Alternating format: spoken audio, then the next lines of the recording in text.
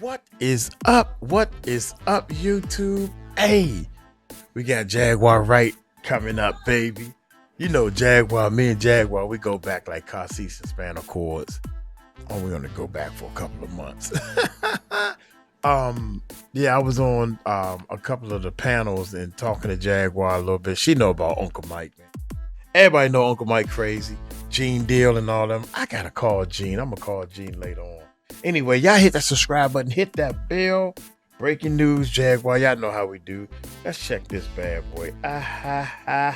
When Jaguar Wright spoke about the new Diddy documentary, she said that very little in it surprised her because she had been following the story for years and already expected much of what was revealed, as well as what was left out.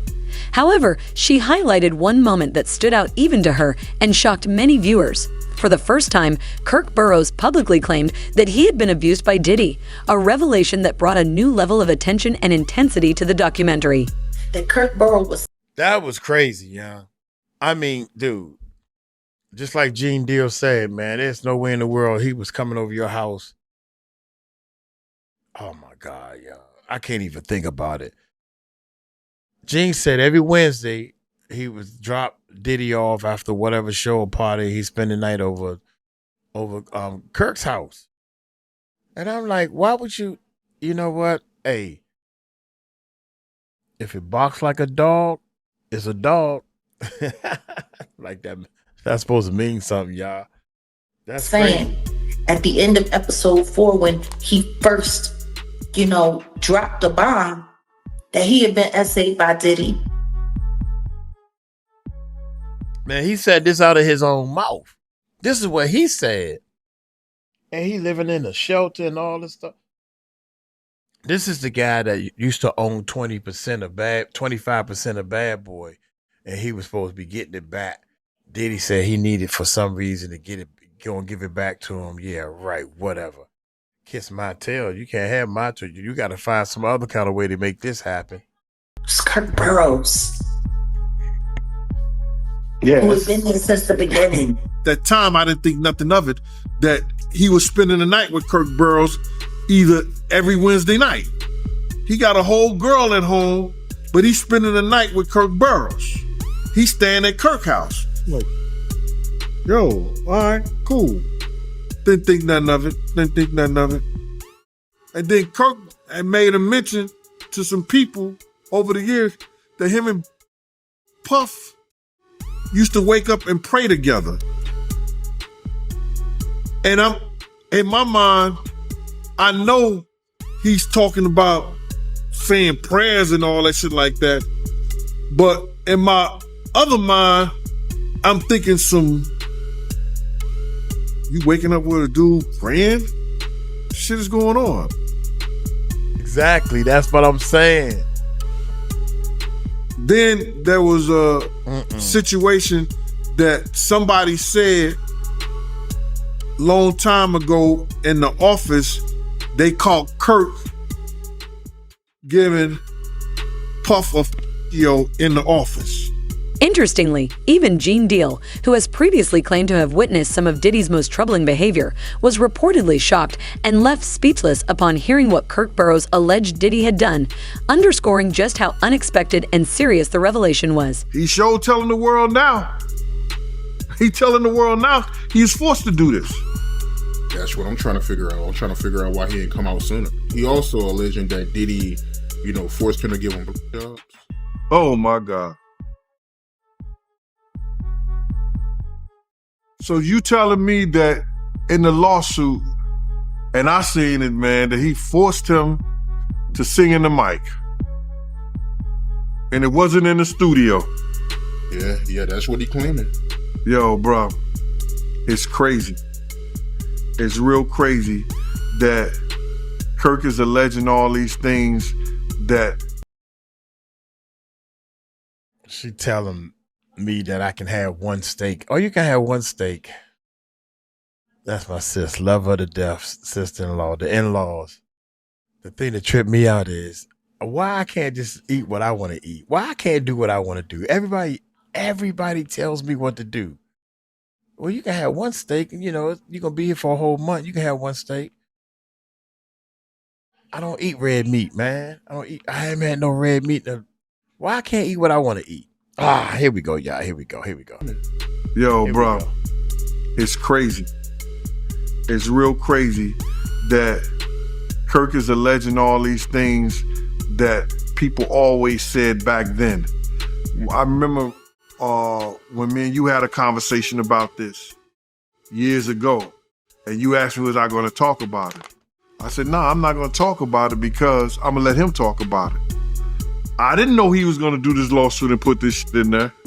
But I told you years ago that I'm not going to talk about it until he talks about it. Kirk Burroughs' revelations are considered especially significant because of how close he was to Diddy during the early, formative years of his career, and his claim that he witnessed internal events dating back more than 30 years. That long history leads some to believe he understands Diddy on a deeper level than most public figures, and to Jaguar Wright, his statements come across as confirmation of what has allegedly been discussed privately behind closed doors for years. He said people keep pretending like all of the stuff that they hear about Diddy is something that's new. He's been doing these things.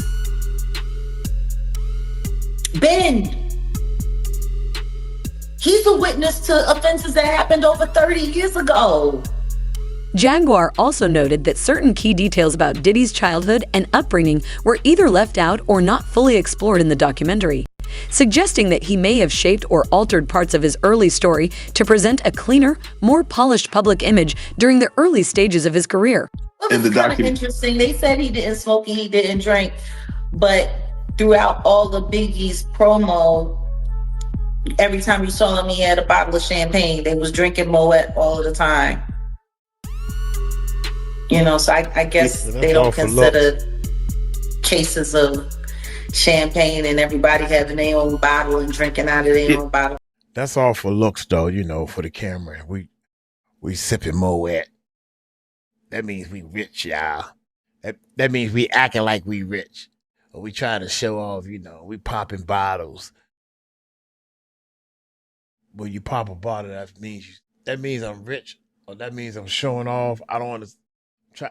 I can't. That's when you know you're old. When that doesn't make sense at all. That's when you know you're getting old. I'm 60, babe. I'm about to turn 60 in 4 days. And I like that shirt though. I like that shirt that she has on, man. That's cool. With the bad boy logo is behind the bars. Yeah, I really like that. That's cool. I want one of them shirts, Jaguar. Like it was a 40 ounce. I guess they don't consider that drinking, but I mean, I digress.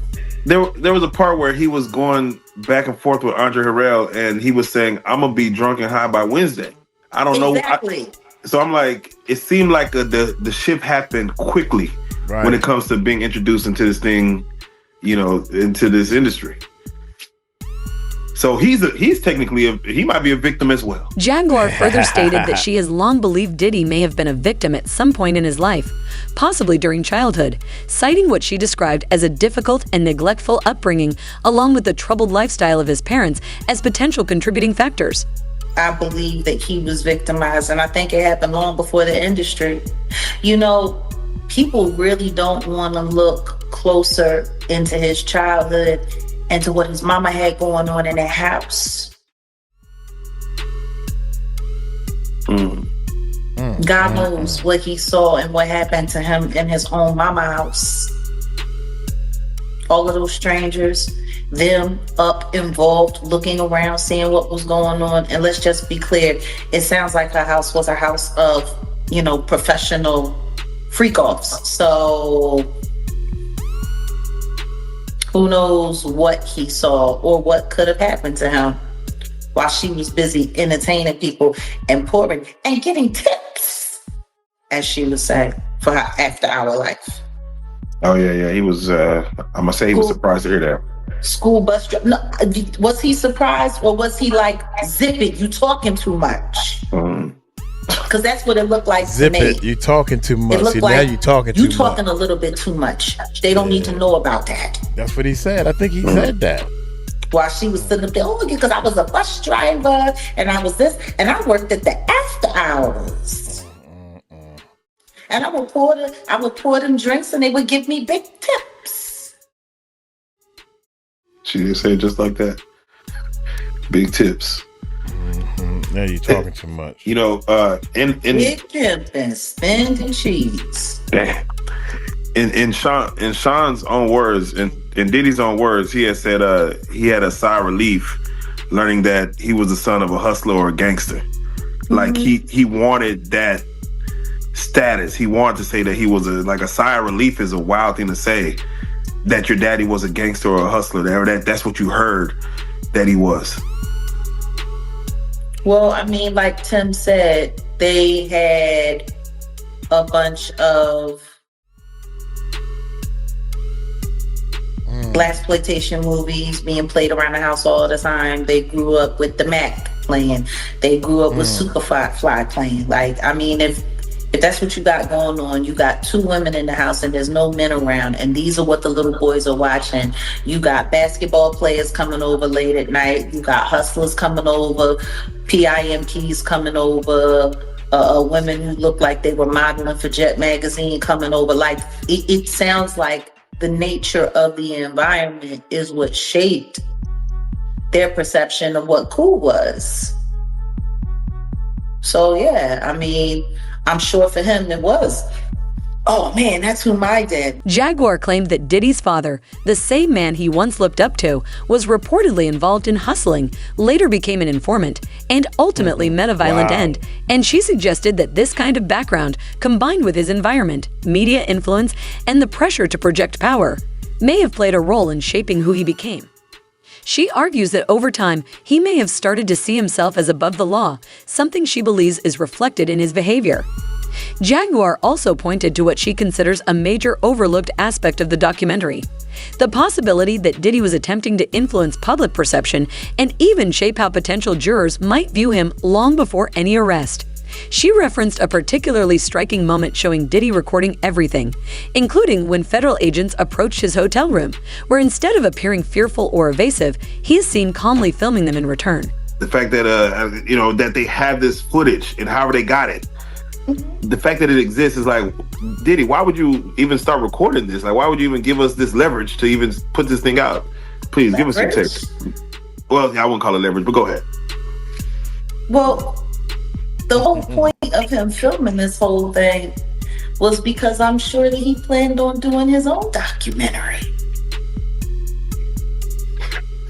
This is an extreme narcissist you're talking about. You got that right. Extreme. Go, girl. He's sitting there with feds, an eye shot away from his hotel suite, filming his hotel room, and he's looking at them and he's filming them right back. He's literally saying in certain parts, yeah, make sure you're filming all of this because we need to get some cutaway shots. That's wild.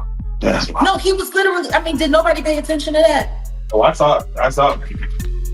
Like he said, yeah, make sure you're filming all of this. We need this for cutaways.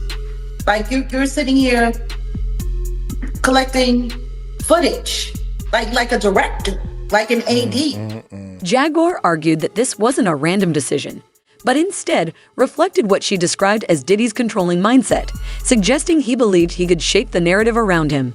She also speculated that he may have intended to create his own documentary about the situation, positioning himself as the central figure in his own story. However, what surprised her most wasn't the act of filming itself, but the statements he and his lawyer made while the cameras were rolling. But when you've got a lawyer like Mark Agnafilo, who is orchestrating your possible surrender, because as you heard him say in the beginning of the documentary, he was very clear. It's almost the middle of September and there's no indictment. As you heard Diddy say, I've been an exemplary client like you've asked. You said I've been an excellent client.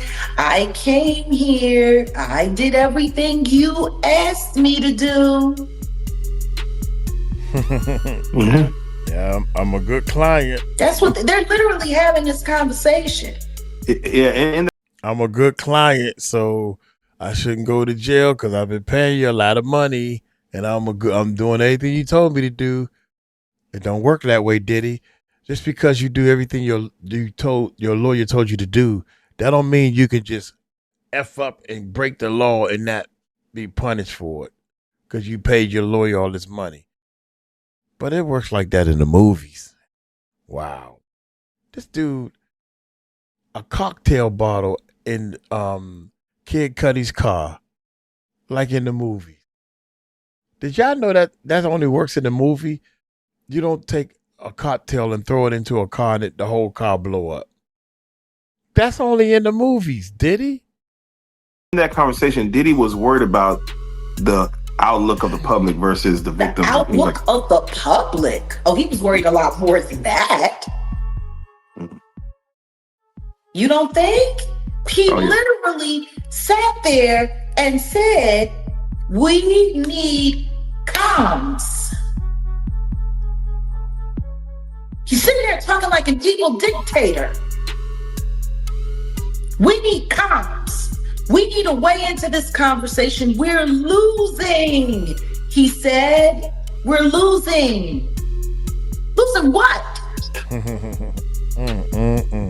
What are you losing? We're losing the battle. But the key words that he said that were so important were, we need to be able to be speaking to the potential jurors. In essence, Jaguar argues that Diddy seemed to be trying to control the narrative even before any formal legal proceedings had begun, which she finds concerning, suggesting that when someone with significant wealth and influence attempts to shape public perception in advance, it raises broader questions about fairness and how justice is ultimately served for ordinary people. He said, you might only be the guy that watches CNN, but there's 9 billion people in the world, and 7 billion of them are on Instagram or TikTok.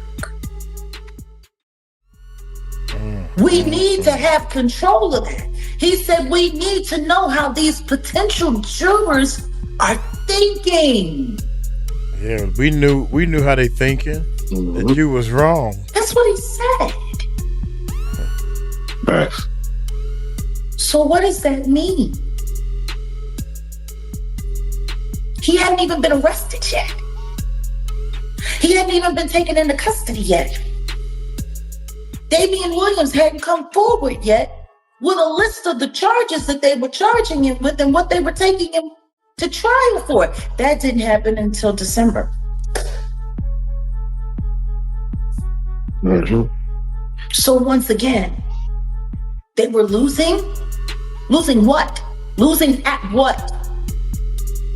We need to have control of comms. We need to make sure that we know how the potential jurors are thinking.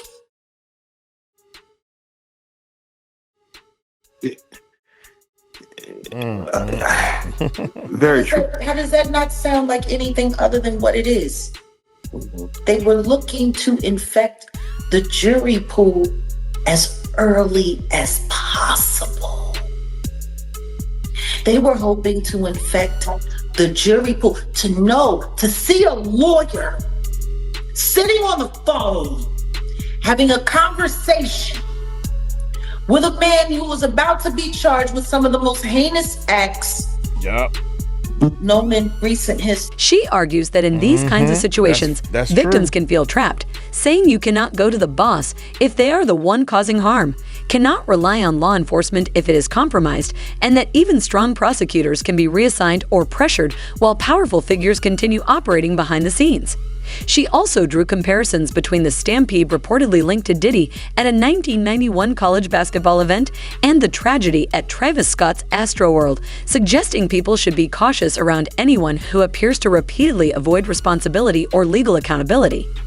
Gene Deal has also spoken about similar incidents, describing the aftermath as deeply disturbing and highlighting what he saw as a lack of concern from Diddy and those around him during moments of chaos and crisis. I did a walk around, so I walked around the top of the floor, went down the steps and went in the gym, and then came across the gym, and I seen that you can go up the steps and be right there at the front door.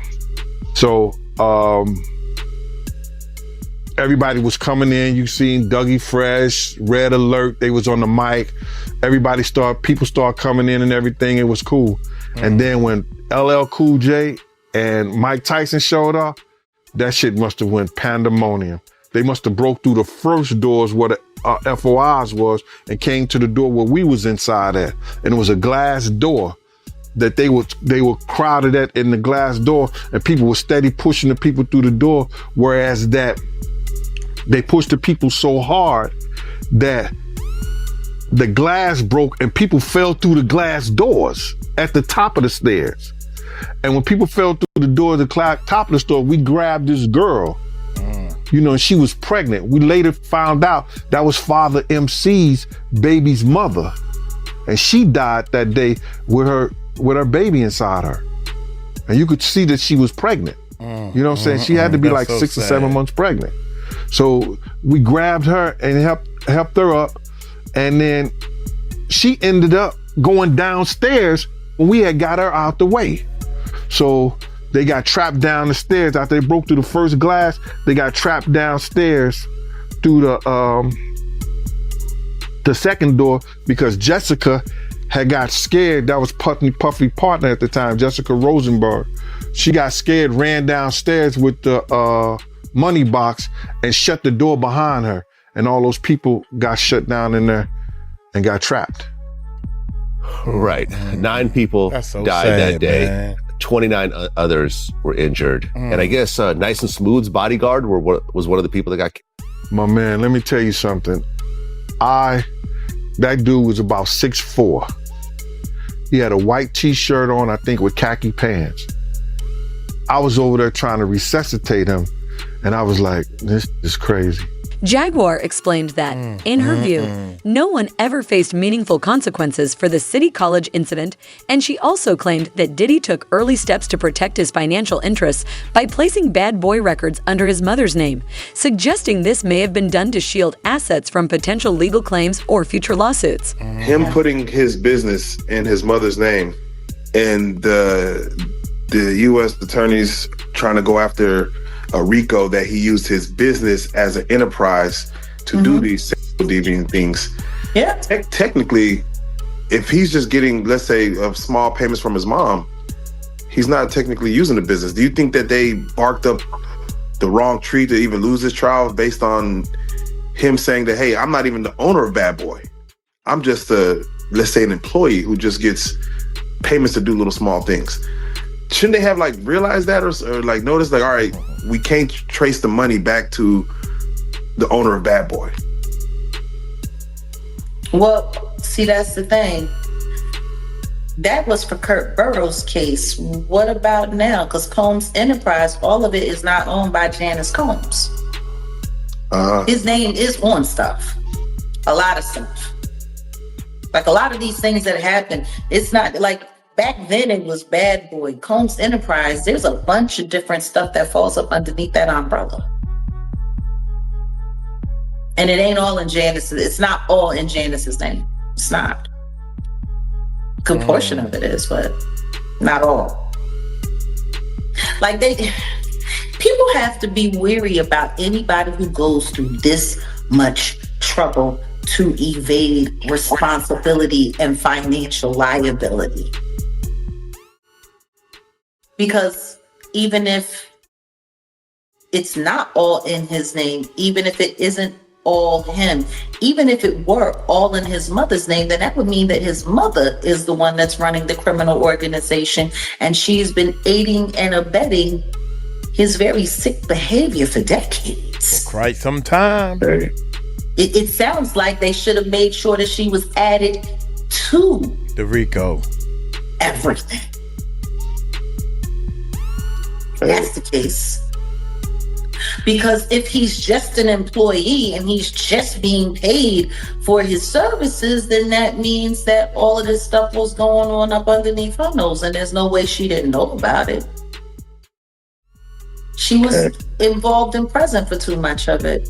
She then brought up the government, arguing that federal agencies typically do not overlook large-scale issues, and compared the situation to the Al Capone case, where authorities reportedly focused on tax charges to secure a conviction rather than pursuing broader allegations that could have exposed deeper corruption. From her perspective, this suggests that major cases are sometimes handled in ways that limit public exposure of powerful networks. She also questioned why figures like Jay-Z and Clive Davis, both long associated professionally with Diddy, were not mentioned in the documentary despite their prominence in the same industry. Jay-Z wasn't mentioned at all in any of this documentary. Yet he was there for so much of it.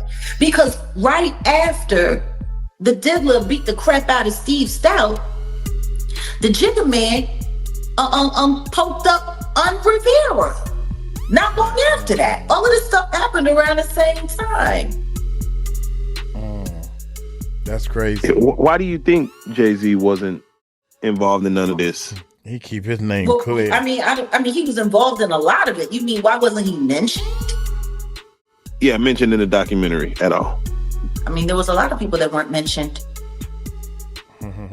Matter of fact, not too many people in the industry were mentioned who were there and present. Isn't that cute? Very cute. Yeah, Jag. Very true. They found a way to tell that story while they kept everybody else clean. She also pointed out that, in her view, the documentary did not fully explore certain aspects of hip-hop history, including the East Coast versus West Coast rivalry, which she believes was more of a personal conflict between Diddy and Suge Knight rather than a wider regional feud. She further argued that the film did not go deep enough into Diddy's alleged associations with groups like the Crips or his connection to the events surrounding Tupac's murder. In a separate development related to the Tupac case, it has been reported that a key suspect, Keith D., allegedly asked Diddy to publicly acknowledge him, claiming he played a role in helping Diddy get rid of Pac, a statement that has added further attention and controversy to the ongoing discussion. Sean, you had an issue with the way Diddy was treating him, right? I just think Puff, he needs to be a stand-up man. That dude sat up there and did that time for you or nothing like that. Then you got this man living down there in police, living all fucking bad, man. You seem like you just leave your people for dead, man. Shit wrong, dude. Gene Gill complaining about you. I'm complaining about you. You ain't. I heard one of my homies from 30s. I heard he get every quarter he gets clothes, all this shit. Then you gave this other dude a brand new Benzo or Maybach. Another piece of the record company. God damn, homie. I was on top of the world till I met your motherfucker ass, dude. Dang, shit that's is crazy. wrong, dude. Come on, homie. I need something. Throw a dog a bone or something. God Shit up there talking about you. Daddy love. Show us some love. Man, you know what I'm saying? Yeah. Ways around that, homie. Throw my kids something. Throw somebody kids something. God damn. Yeah. Daddy love. You ain't no love. That ain't love at all. That's some bull. That ain't cool, dude. You know what I'm saying? Everybody saying the Swear, same man, Gene thing. Gill, Sean, Keefy D, just everybody, man. God damn. You just leave bad tastes in everybody's mouth, man. Come on, homie. Damn, yeah. Damn. He Got where tearing you them come up. from. Tearing You them know what up, I'm young. I know I'm like some grass and shit. You know I was in jail. Nigga ain't throw a nigga noodle. Not even a half a noodle. What you call that shit? Them just put the hot water on, man. Noodles God and noodles. damn. Yeah. Life ain't been the same, bro. Man, shit, I was getting 300 kilos a month, man. Balling, man. Didn't nobody know about me. My shit was smooth, dude. My shit was laid out smooth, man. I met your motherfucker and all the heat and thunder coming around with your motherfucker, man. There were Oh also my several God. additional revelations in the Oh my God. Hey, here. Dang, that's messed up, dog. He was like, man, I was getting 60 keys, man, and all this. My life was sweet. I was doing my thing. Did he come around? Shoot. Throw a brother bone, man. God damn. He said, so, oh man. I kept saying that this dude from day one, man, he wasn't too smart of a street dude. A bullshit. A bullshit. A bullshit. A bullshit. Throw somebody a bone or something, did he? God damn. documentary that, according to some viewers, did not receive as much attention as others. One example involves Aubrey O'Day, whose comments in the film had already sparked controversy. Her statements reportedly triggered strong reactions, and Gene Deal, in particular, did not hold back when discussing what he recalled about her remarks and the broader situation surrounding them. He said it, I'ma drug them out and pimp them out to my niggas. They keep with me. And he was talking about Danny D. Kane as a group. Man. He didn't single out any one of them. But to hear that he did it, that shit is crazy to me. We had a big argument and we started talking about each other and what niggas had and what he didn't have. He was calling me, yo, you broke cop. This like, nigga, you ain't got nothing I ain't got. I got a watch, you got a watch. I got a ring, you got a ring. I got a chain, I got a home. We went through that whole shit like that. We started talking about his teeth. You understand? I started talking about, him, his breath, everything. We was going at each other. That next day at his house, he said, yo, Gene, he called me upstairs. And he said, yo, Gene, I couldn't talk to him like that no more in front of people and everything like that. Because I know me and Puff go back from the same gang since 89, 90 when he got jumped in it. You understand? We go back way to that time. So I knew him. You understand? He was like a little nephew. So when he started talking that shit to me, I said, yo, listen here, bro. You don't say shit about me, I won't say shit about you. If you say something, you open up your mouth about me, I'm going to talk about all your green dentures and all that shit like that. We're not playing them games, bro. Yeah, Money, do you understand what I'm saying? I heard him say that he was going to drug them out and pimp them out to his niggas. And then to hear the text message that she was drugged out and he was having sex, that shit hurts, bro. That shit is fucked up. Do you know how fucked up that is, bro? Yeah, that hurts. I heard this nigga say this shit out of his mouth. But to know that he was doing it, that shit was crazy to me. It makes you feel sick, bro, because I guess I wasn't looking for it. But to see her pain and to see that she had to experience some shit like that, bro, and then the nigga was doing a lot of that shit right under your nose when the days that you wasn't working or the days that you left early or you wasn't around. This shit is crazy, bro. It's crazy, bro, because he know I wasn't that type of dude. You understand? And he tries everybody. He tries everybody. People like that, man. I'm not saying he never tried me. He tried me before. Now, as more people come forward with their accounts of what they say happened, Gene said the entire situation left him feeling disturbed and sickened.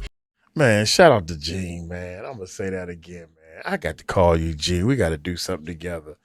Shout out to Gene, man. He a straight shooter, man. I don't care what anybody say. That dude, excuse me, y'all, Grace, say the N word because I feel closer in the streets now. God dang, man. All right, here we go. Suggesting he may not be the only one reacting that way. The allegations being made against Diddy have been described by some as extremely serious and deeply troubling, and if they are proven true, they could mark a major turning point in how he is publicly viewed going forward. The discussion has also left many people divided, with ongoing debate about the claims and their broader implications. I don't know what the dude doing, man. Oh my gracious, man. Anyway, I'm gonna get on up out of here, man. Y'all let me know what y'all think in the comments, man. Gene, the straight shooter. Keep shooting that boy down, man. Tell her your truth. Him and Mark Bonds. Is it Mark Bonds? The other bodyguard. How about that? Y'all take it light, take it slow. Tell them Uncle Mike told you so. Peace out.